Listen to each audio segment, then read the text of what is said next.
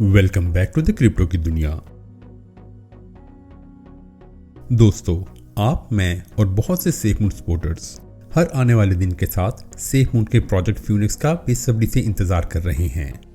और अगर हम रूमर्स पर गौर करें और अगर इनमें से 50% भी सच साबित हो जाएं, तो यकीन जानने कि प्रोजेक्ट फ्यूनिक्स बहुत बड़ा गेम चेंजर साबित होने वाला है।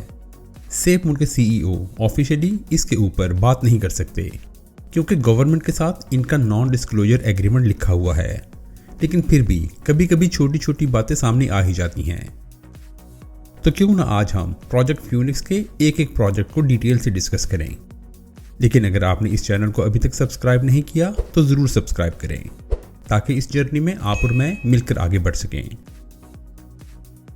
सेफमून के CEO जॉन कैरोनी हमें ये बता चुके हैं कि प्रोजेक्ट फ्यूनिक्स का स्टार्ट अफ्रीकन कंट्री गैम्बिया से होगा। और इस बात को भी हम जानते हैं कि इस प्रोजेक्ट का पहला स्टेप अनबैंकिंग है, यानी वो तमाम लोग जो बैंक अकाउंट नहीं रखते उनको बैंकिंग की तमाम फैसिलिटी दी जा सकें, जैसा कि ऑनलाइन शॉपिंग टर्मिनल से कुछ खरीदना या फिर ऑनलाइन पेमेंट।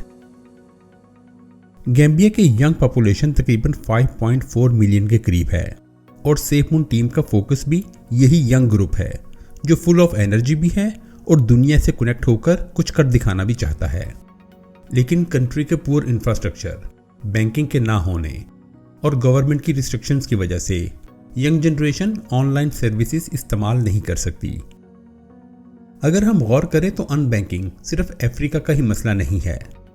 वर्ल्ड बैंक की फिगर के मुताबिक इस वक्त तकरीबन 1.7 बिलियन के करीब लोग ऐसे हैं जिनके पास बैंकिंग की सहूलत मौजूद नहीं।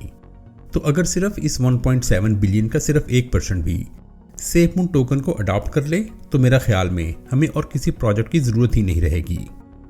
सेफमून वैसे तो क्रिप्टो करेंसी बेस्ड कंपनी है, लेकिन मेरा ख्याल में इनका मेन फोकस अब ये है कि जितनी जल्दी हो सके सेफमून को अफ्रीकन कंट्रीज़ में नॉर्मल करेंसी के तौर पर इस्तेमाल करना शुरू कर दिया जाए, क्योंकि अफ्रीकन कंट्रीज़ में या तो US डॉलर इस्तेमाल किए जाते हैं या फिर इनकी अपनी करेंसी जिसकी वैल्यू बहुत ही कम है, और फिर करेंसी इस्तेमाल करते हुए सिक्योरिटी रिस्क इसके अलावा। सेफमून को करेंसी के तौर पर इस्तेमाल करने से एक तो सेफमून वॉलेट की वजह से इनको सिक्योरिटी मिलेगी और दूसरा वो तमाम फाइनेंशियल सर्विसेज उनको हासिल होंगी जो अभी तक इनकी रेंज से बाहर हैं। और फिर पूरी दुनिया में सेफमून के अडॉप्शन और होल्डिंग से सेफमून की वैल्यू हर रोज़ बढ़ती ही चली जाएगी। सेफमून के प्रोजेक्ट फ्यूनिक्स में मेरे ख्याल में इस वक्त जो सबसे बड़ी रुकावट है वो सेफमून की अपनी ब्लॉकचेन का ना होना है, और सेफमून की डेव टीम यकीनन इस पर बहुत तेज़ी से काम भी कर रही है, क्योंकि सेफमून का वॉलेट लॉन्च हो चुका है और अब एक्सचेंज और ब्लॉकचेन रह गई हैं जिनका हमें बेसब्री से इंतज़ार है। और सिर्फ इन 3 प्रोडक्ट्स के लॉन्च हो जाने से सेफमून की वैल्यू और यूटिलिटी में बहुत तेज़ी से इजाफा होगा, क्योंकि सेफमून BSC ब्लॉकचेन से निकल आएगा और फिर इसकी अपनी ब्लॉकचेन होगी। और प्रोजेक्ट फ्यूनिक्स के लॉन्च होने से टोकन बर्निंग का प्रोसेस भी बहुत तेज हो जाएगा। ये बिल्कुल ऐसे ही होगा जैसे कि नया टोकन मार्केट में आया हो जिसका पहले दिन से ही अपने खुद का ब्लॉकचेन हो और खुद की एक्सचेंज भी। ये इतना बड़ा चेंज और अपग्रेड होगा कि इससे सेफमून की प्राइस को यकीनन पर लग जाएंगे। और अब हम जरा नज़र मार लें कि एक्सचेंज और ब्लॉकचेन के लॉन्च होने से सेफमून गैम्बिया में क्या प्रोजेक्ट्स लॉन्च कर सकता है। प्रोजेक्ट फ्यूनिक्स का स्टार्टिंग पॉइंट बिल्कुल नई तर्ज की विंड मिल्स को लॉन्च करना है और फिर इन विंड मिल्स से प्रोड्यूस होने वाली एनर्जी को सेल टावर को एक्टिवेट करने के लिए इस्तेमाल करना है। और फिर इन सेल टावर से जो सबसे बड़ा फ़ायदा होगा वो ये कि गैम्बिया में इंटरनेट की सर्विस शुरू हो जाएगी और फिर इन्हीं विंड मिल से गैम्बिया के दूर दराज के इलाकों में बिजली की फैसिलिटी प्रोवाइड की जाएगी। और ये एनर्जी सेक्टर का स्टार्ट गैम्बिया की इकोनॉमी को बदल कर रख देगा। और अगर ये स्टेप कामयाब हो गया तो इस कंप्लीट सूट को किसी भी मुल्क में लॉन्च किया जा सकता है। और फिर हर टर्न पर सेफमून टोकन के बर्न को भी नहीं भूलना, क्योंकि ये भी पॉसिबल है कि इलेक्ट्रिसिटी के बिल और इंटरनेट एक्सेस करने के लिए जो फ़ी पे की जाए वो सेफमून टोकन की सूरत में ही हो। और अगर हम इस पूरे प्रोसेस पर गौर करें तो ये एक इकोसिस्टम की तरफ इशारा करता है, यानी इस इकोसिस्टम को कंप्लीट करने के लिए हमें सेफमून वॉलेट, सेफमून एक्सचेंज और ब्लॉकचेन की ज़रूरत होगी, जिस पर सेफमून की ट्रेड होगी और फिर सेफमून टोकन के बर्निंग का प्रोसेस। और फिर अगर गैम्बिया की गवर्नमेंट इस पूरे प्रोसेस को सपोर्ट करेगी तो फिर इसके रिजल्ट ही डिफरेंट होंगे।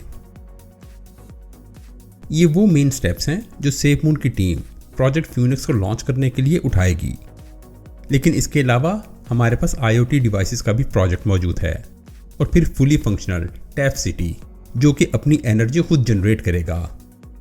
और फिर इस प्रोजेक्ट के लॉन्च होने से तकरीबन 60,000 से ज़्यादा की नई नौकरियां मार्केट में आएंगी और फिर एजुकेशन का ना ख़त्म होने वाला सिलसिला, जिससे नई जनरेशन को डिफरेंट स्किल्स सिखाई जाएंगी। वैसे सेफमून का गैम्बिया चैप्टर तो 2018 में ही स्टार्ट हो गया था, जिसमें जॉन कैरोनी गैम्बिया के बहुत से विजिट पहले ही कर चुके हैं। और जब गैम्बिया का ये चैप्टर कंप्लीट हो जाएगा तो फिर इसको दूसरे मुल्कों में इम्प्लीमेंट करना तो बहुत ही आसान होगा। और अगर हम देखें तो सेफमून का गैम्बिया चैप्टर तो बहुत ही बड़ा स्टेप है, शायद एक्सचेंज और ब्लॉकचेन से भी बड़ा। और फिर सेफमून का एलॉन मस्क की स्टारलिंक कंपनी के साथ मिलकर काम करना, इसकी डिटेल्स क्या होंगी इसका तो हमें आने वाले दिनों में ही पता लगेगा। आप सेफमून के इस मेजर स्टेप्स के बारे में क्या कहते हैं?